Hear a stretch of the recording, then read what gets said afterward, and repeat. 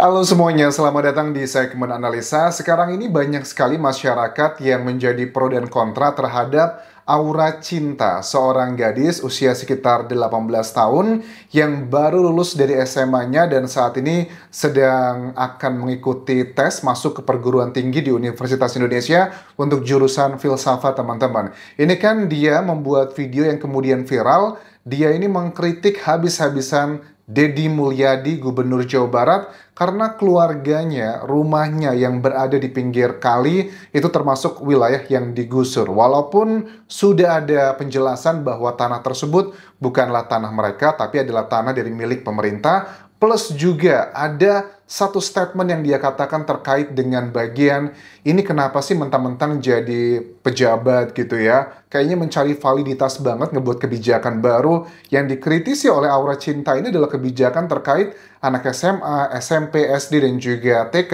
itu tidak boleh mengadakan perpisahan termasuk juga dengan wisuda. Oke, aku coba cross-check background ini dari Aura Cinta. Dia ini termasuk yang cukup aktif dalam dunia entertainment ya. Dia aku lihat pernah main sinetron. Sinetron sebagai figuran tapi dia ada dialognya. Kemudian pernah juga tampil sebagai bintang iklan di pinjol. Kalau kalian lihat di YouTube, ini juga ada dia jadi bintang pinjol di situ. Terus juga dia pernah tampil sebagai peserta atau salah satu kontestan di salah satu ajang pencarian jodoh lah yang kalau nggak salah sejenis kayak Take Me Out gitu nggak sih di Indonesia. Itu namanya dia lady usianya 22 tahun dituakan seperti itu. Dari sini kita bisa ngelihat dia termasuk seorang remaja yang sangat aktif. Tetapi memang harus ada yang diakui kecerdasan dia dalam menyampaikan hal-hal yang dikritisi itu perlu ditingkatkan lagi. Tetapi untuk keberaniannya harus kita acungi jempol karena bagaimanapun juga kita adalah tinggal di negara demokrasi. Kalau memang ada poin-poin yang tidak cocok, tidak sesuai dengan logikanya, ya harus dibahas adalah kontennya, bukan terkait dengan siapa yang menyampaikan. Ini menarik teman-teman. Sekarang kita coba lihat dulu adalah momentum pada saat Kang Deddy Mulyadi itu benar-benar kelihatan banget dia ini nggak terima dengan kebijakannya Kang Deddy gitu ya. Ini udah bukan lagi tentang penggusuran, karena kalau tentang penggusuran tersebut, sepertinya warga mereka sudah paham karena itu adalah konsekuensi menempati tempat tanah yang bukan miliknya. Ini salah satu cuplikannya yang kelihatan mereka beradu cukup sengit antara anak usia 18 tahun dengan seorang gubernur Jawa Barat yang terkenal. Lebih tepatnya bukan gitu sih Pak, Apa? kan biar adil nih ya Pak. Ah. Semua murid itu biar bisa ngerasain perpisahan. Oke. Wisuda Terus gini, ngerasain perpisahan, duit perpisahan dari siapa? dari orang tua. Membebani nggak? Bisa dia membebani Pak. Iya, bukan membebani nggak? Iya. Membebani. Oke. Waktu Kang Deddy nanya sama Aura Cinta ini ya, oke, perpisahan itu biarin kita ada momen-momen lah ya, melepaskan waktu dengan teman-teman. Kemudian membebani nggak? Ibunya itu nyeletuk, ibunya bilang bahwa bisa dicicil kok. Di satu sisi, ibunya ini kelihatan banget dia cinta dengan buah hatinya. Dia rela melakukan apapun demi buah hatinya, walaupun, mohon maaf, tidak punya rumah untuk tempat tinggal satu keluarganya. Bahkan kan dikatakan bahwa ya kami itu mendapatkan rumah tersebut yang sekarang digusur adalah peninggalan dari mertuanya. Oke, aku nggak mau ngebahas terkait dengan ekonomi seseorang, karena bagi aku pribadi itu adalah hal yang kadang di luar kontrol kita. Tetapi yang uniknya adalah kalau memang kamu sebegitu strugglingnya sama ekonomi, kenapa bukannya senang pada saat seorang gubernur Jawa Barat membuat kebijakan tidak ada study tour, tidak ada yang namanya wisuda, ataupun juga perpisahan, itu kan senang karena biayanya itu juga cukup gede. Mungkin kalau untuk biaya bayaran wisuda gitu ya, kan aneh juga sih, zaman aku SD, SMP, SMA juga tidak ada tuh wisuda-wisudaan. Wisuda itu cuma S1, S2, dan juga S3. Jadi aneh sih bagi aku pribadi ya. Terus kalau ngomongin biaya, bayar biaya wisudanya doang gitu, kayaknya di SMA gitu, itu berapa? 1 jutaan, katanya 1.100.000 atau berapa. Itu kan baru bayarannya doang, belum nanti make up-nya. Kan aku lihat kalau di Indonesia tuh wisudaan anak SMA atau SMP tuh pakai kebaya lah, make up-an. Itu udah berapa? At least 500.000. Belum udah gitu kendaraannya. Belum udah gitu nanti ada perpisahannya lagi.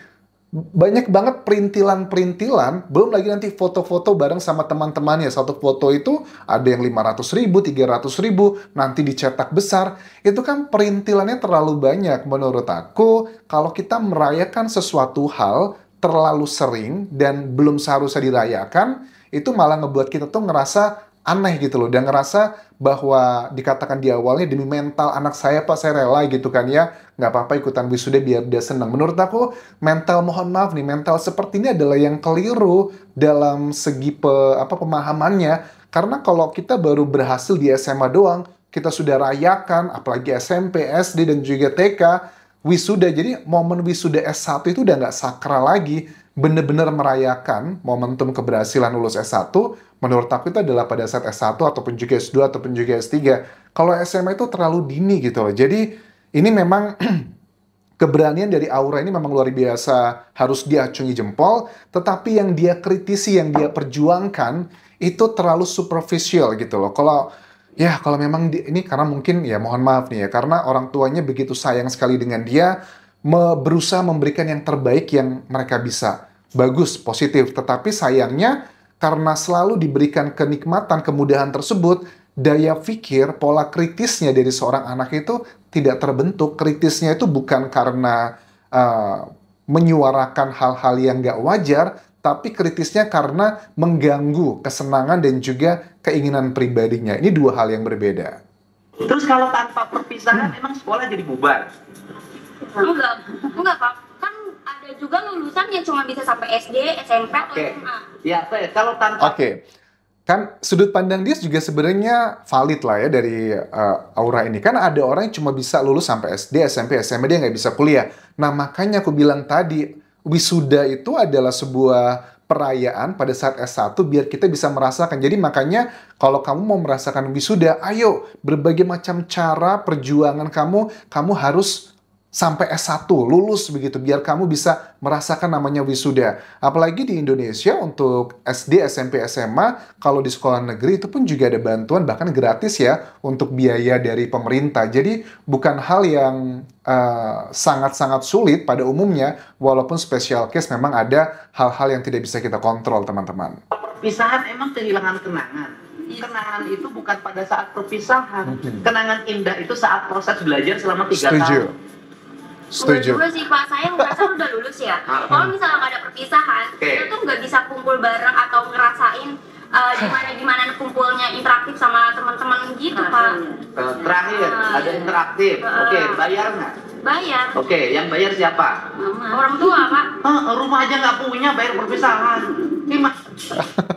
Kang Deddy kelihatan kesel, cuma dia memahami lawan bicaranya ini adalah anak baru lulus SMA, jadi dia berusaha mendengarkan.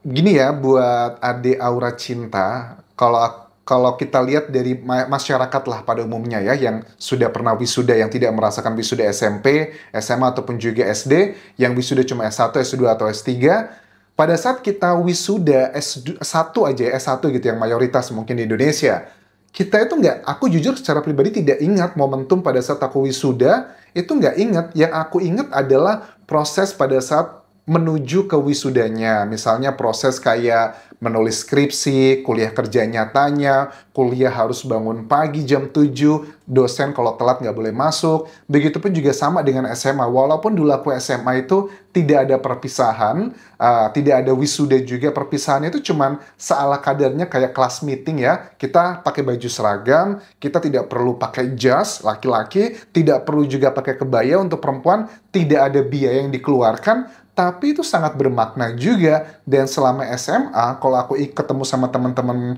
zaman dulu ya, yang kita ingat, yang kita obrolkan, bukan momentum pada saat kita ada perpisahan, tidak ada wisuda ya, tapi yang kita ingat adalah, kamu ingat nggak Anjas, waktu di kelas, kamu ketiduran, terus dilempar sama guru, A, B, C, dan D, hal-hal seperti itu. Jadi, melihat dari backgroundnya Aura Cinta, yang sekarang banyak beredar, misalnya, katanya waktu dia di wawancara KDM itu, bagian terakhir kan ada foto-foto sama keluarga, katanya nih dugaannya dia menggunakan handphone merek tertentu yang sangat mahal di Indonesia.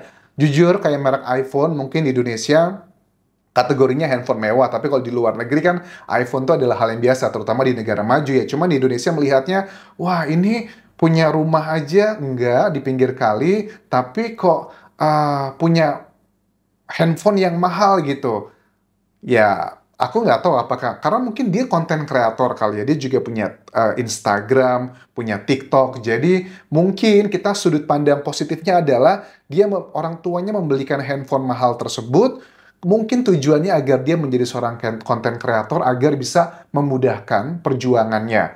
Terus juga dengan dia sinetron, terus juga tampil di TV, ini kayak apa ya, pola yang sebenarnya cukup common di Indonesia. Mohon maaf ya, aku harus menyampaikan ini. Kadang tuh orang-orang yang berada di kelas menengah ke bawah, mereka berpikir bahwa ya kalau sudah tampil di TV, pengen terkenal itu akan ngebuat kita banyak uang. Padahal sama sekali enggak. Aku bisa katakan, mayoritas mereka yang tampil di TV yang kita sebut adalah public figure, itu tidak semua berada di level atas. Masih banyak yang struggling secara ekonomi. Dibuktikan adalah dengan pencapaian dari seorang gadis ini, teman-teman. Dia sudah main sinetron, ada dialognya, walaupun kategorinya figuran. Terus juga dia tampil di TV, di acara pencarian ajang jodoh. Terus juga jadi bintang iklan judol di YouTube itu banyak kan ya. Tapi kan ternyata itu tidak ngebawa keluarganya dari garis, mohon maaf, di bawah yang kemiskinan seperti itu. Karena sekarang kalau aku lihat, pada saat dia digusur oleh pemerintah Jawa Barat,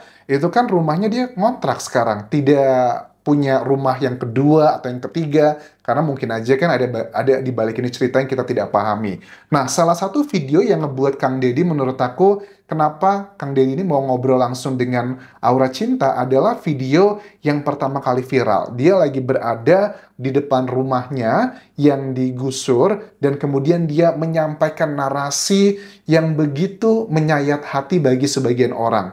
Lucu katanya, seorang pemimpin sekarang tuh mau mencari validasi walaupun harus mengorbankan rakyatnya. Coba kita dengar salah satu video yang viral di awal-awal dia muncul ke sosial media.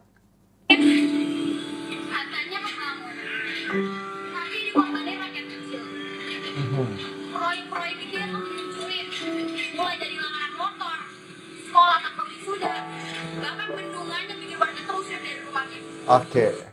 Itu adalah salah satu cuplikannya, dengan backsound yang melankolis, dengan kata-kata yang berani dan bagus, kesannya adalah benar ya, kejam gitu ya pemerintah. Tetapi setelah kita cross-check lebih dalam dengan yang sudah kita bahas tadi, ya tidak seperti itu. Makanya salah satu bahayanya TikTok menurut aku tuh seperti itu sih ya. Kadang hanya dengan backsound tertentu tanpa ada pendalaman lebih lanjut, banyak masyarakat yang menilainya, iya ya kesannya semena-mena gitu. Makanya aku lihat KDM langsung mengajak berkomunikasi, karena dia juga salah satu konten kreator di Indonesia, dia tahu bagaimana menghadapi ini semua. Di akhir video dari Aura Cinta ini ada kata-kata yang dituliskan buat semuanya. Pertama gini, ingat, jabatan cuma sementara. Kalian punya kuasa, tapi nggak punya hati. Anak-anak kecil harus lihat rumahnya dirubuhin gara-gara keputusan kalian yang duduk enak di balik meja. Jabatan kalian bakal habis, tapi trauma mereka nggak akan pergi. Sudut pandang anak, ini valid, ini benar. Tapi sudut pandang yang lain, kalau rumah itu tidak digusur, mohon maaf, nanti akan menyebabkan bencana, banjir, longsor, dan sebagainya. Pikirannya lebih jauh, dan ada sebagian orang yang sepertinya kontra dengan KDM, yang sepertinya malah menganggapnya itu suatu hal yang negatif. Dikatakan bahwa, ya biarinlah Pak, gitu. Namanya juga orang, nggak harus jadi orang kaya yang boleh merasakan wisuda.